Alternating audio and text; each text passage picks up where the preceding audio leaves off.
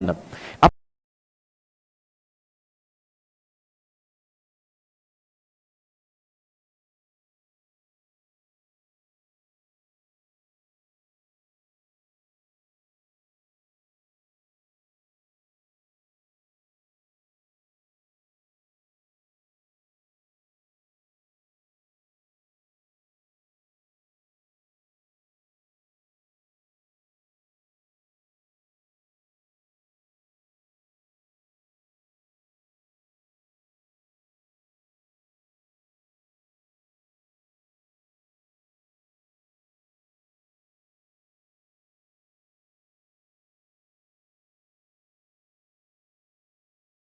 orangnya?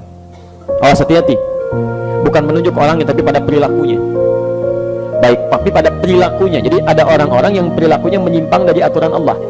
Maaf, kalau yang tidak beriman menyimpang, wajar karena nggak ada imannya. Saya mau tanya, ada nggak orang Islam yang menyimpang dari aturan Allah? Ada. Diajak sholat susah, dengar azan marah-marah misalnya. Diajak ngaji, ngajak berselisih, bisa terjadi itu. Ya, ada. Nah, kalau ada orang-orang seperti ini, tiba-tiba banyak amal salahnya, sedikit amal solehnya, di akhirat nanti timbangan amal salahnya lebih banyak, amal solehnya sedikit, dimasukkan ke dalam neraka. Perhatikan, neraka tingkat paling ringan, di situ ada jahanamnya enggak? Tidak, disebutkan nar saja. Apa siksaannya? Perhatikan kalimatnya, saufan nuslihim nara, maka kami akan tarik, nusli itu tarik ubun-ubunnya, dicelupkan ke dalam neraka. Disiksa paling ringan di neraka itu adalah saat seseorang sudah dihisab tempatnya neraka, itu ubun-ubunnya ditarik, tuh yang paling ringan. Dari kata musli, ya, taswanaron hamiyah, ini kan ada disebutkan, ada sebagian tempat yang disebutkan. Jadi kalau ada kata asla yusli musli, itu ubun-ubun yang ditarik begini. Maaf Pak ya, puncak kemuliaan manusia itu ada di mana ya? Di kepalanya. Maka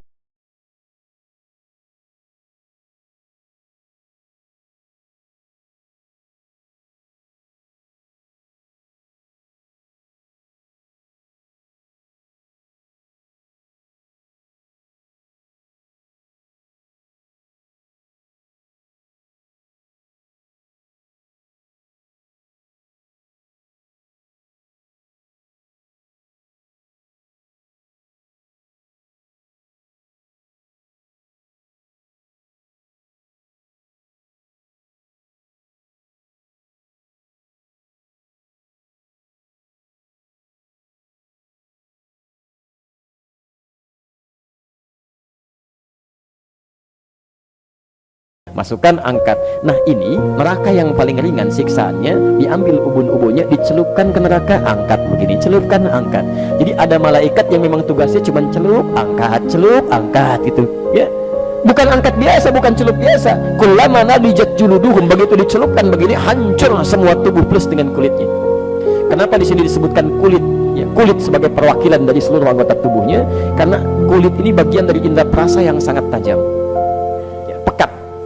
Jadi kalau kulitnya ini diibaratkan dengan lukisan kulit di sini, seakan-akan bahasanya bukan kulit kalau ingin terjemahkan lebih luas. Seakan-akan ingin mengatakan, maaf, ketika masuk ke neraka ini, itu sakitnya menjalar ke seluruh bagian organ tubuh. Bukankah saat kulit itu kena, kemudian yang lain merasakan? Ya. Maka kata Allah, saya akan buat rasa nih, ketika dicelupkan semua organ tubuhnya merasakan. Jelas ya? Tapi nggak sampai situ, gitu hancur semuanya. Ya, perhatikan, baddalnahum juludan ghairaha, diangkat lagi, sembuh lagi, celupkan, hancur lagi, angkat, sembuh lagi. Baik, informasi saja, satu harinya sama dengan, tahu dari mana? Tahu dari mana 1000 tahun? Baik, Quran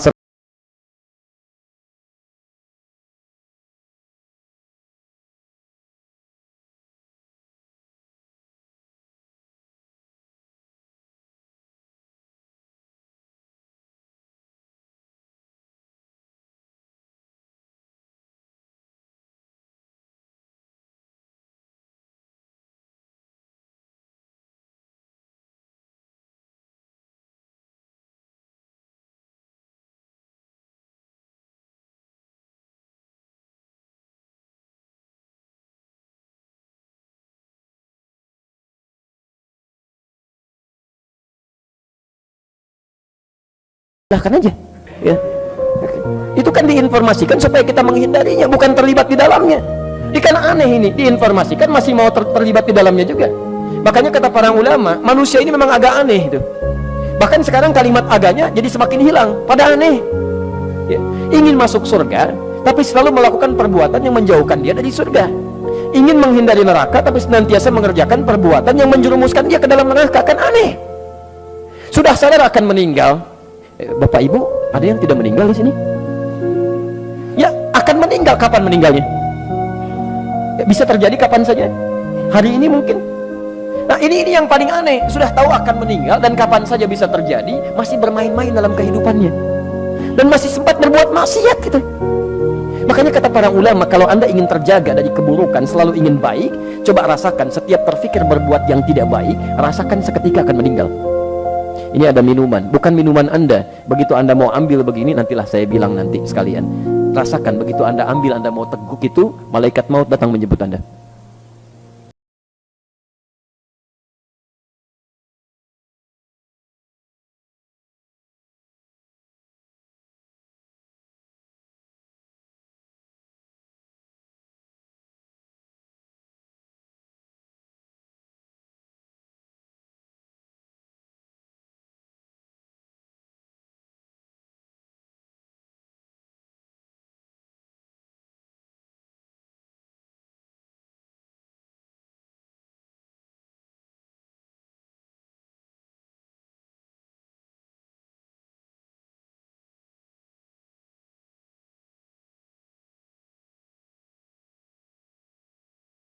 Pada Allah Subhanahu wa taala, hidup kita itu terjamin, ya, terjamin dalam nuansa kapan saja bisa pulang. Jelas di sini? Baik. Saya kembalikan dulu ke bahasan kita sekarang. Yang di neraka biasa saja hukumannya sudah seperti itu. Bagaimana dengan neraka jahanam? Neraka jahanam itu jangan tunggu sampai ke nerakanya. Di alam kubur aja sudah mulai ditampakkan itu. Nih tempat kamu ini nih. Di Quran surah ke 40. Ya. Ghafir atau Al-Mu'min nanti dibaca kemudian saja. Dibuka nanti dari ayat ke-45 sampai ayat 47-nya. Ya.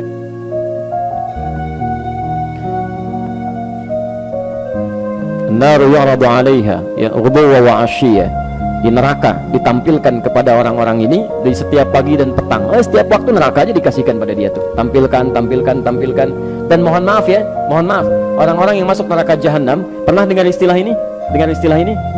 Masuk surga tanpa hisab, pernah dengar? Baik, itu sering kita dengar. Tapi Anda juga mesti dengar, ada orang masuk neraka tanpa hisab. Masuk neraka tanpa hisab, saking cepatnya masuknya itu.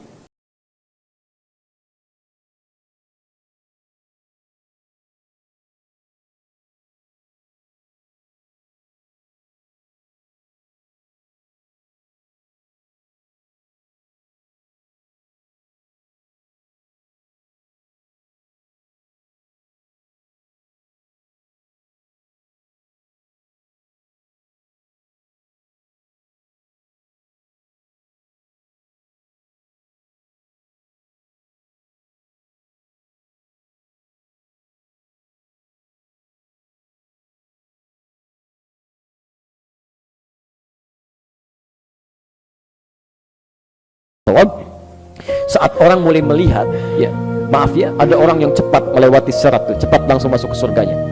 Bahkan dari sejak nerima kitabnya, ada yang dari kanannya senang luar biasa, ada yang mohon maaf di belakang punggungnya, ada dia merasa ketakutan luar biasa. Tiba-tiba ada orang-orang yang tegangnya luar biasa. Saya nanti di mana ya? Kitab saya di kanan atau di kiri atau di punggung di belakang saya. Tiba-tiba ayatnya turun. Udah, kamu nggak usah banyak mikir deh. Tempat kamu di sini nih neraka jahanam, nanti langsung masuk aja. Ya capek kalau dipikirin juga.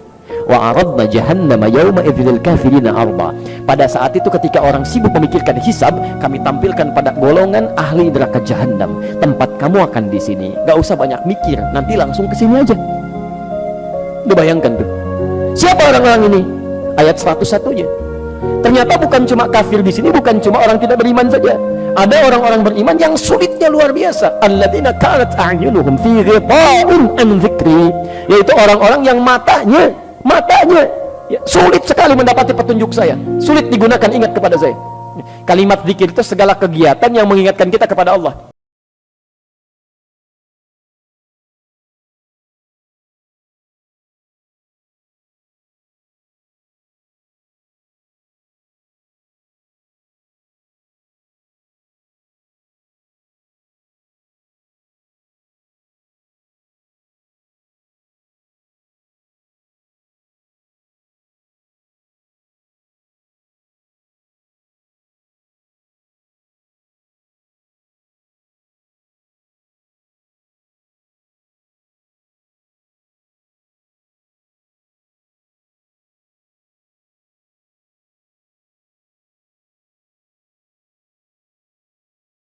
orang lain. Pesawat Garuda dengan penerbangan sekian siap-siap, padahal Anda mau naik Batik misalnya, yang dipanggil orang lain, tapi kan Anda nggak marah, kedengaran Anda juga, suaranya kencang juga gitu kan.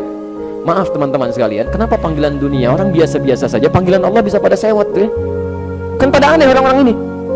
Nah, tapi yang paling indah adalah dipanggil lewat panggilan, belum mau datang juga, saking sayangnya Allah.